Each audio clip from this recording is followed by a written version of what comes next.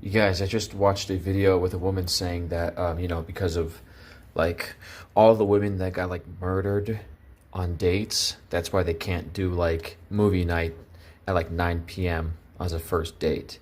Like you can't go on 6 hour hikes because of all the women that were murdered doing that. I mean, you think about it, it's only been like 10 women in the past 50 years that got murdered, like as a date. Think about it. It's like there's Ted Bundy, and the women actually liked him. So the women actually liked Ted Bundy.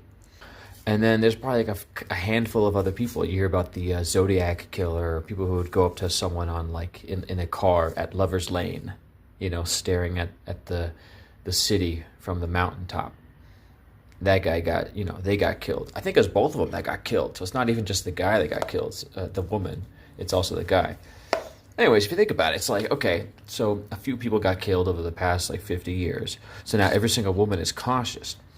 So it actually does make a lot of sense that like more than a few men have been Me Too'd. So it's kind of like the same thing. That like there's blowback from that too. Like men are still dealing with blowback from, women who've been murdered in the 50s or the 70s in the case of Ted Bundy. So this whole Me Too thing, and not just that, but they call it divorce rape. Divorce rape. I guess I can't say that because the algorithm doesn't like that. But anyways, if you think about all the guys who, let's say, were unfairly treated, because now women say, "Man, are you afraid to approach? Are you afraid of a woman?" And that's called a Mott-Bailey fallacy. That's where you actually swap out the criticisms. It's not that men are afraid of women because they're not going up to them.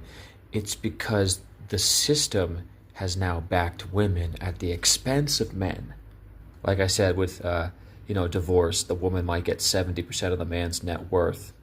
I knew it was suspicious, realizing how easy it is to get divorced. You can get married in Florida, and even if you still live in Florida and she moves to California, she can divorce you with California's laws. You can get married in another country, and it counts in America too. Like anytime paperwork is easy to process, like this, like divorce, that's how you know there's some sort of misincentive.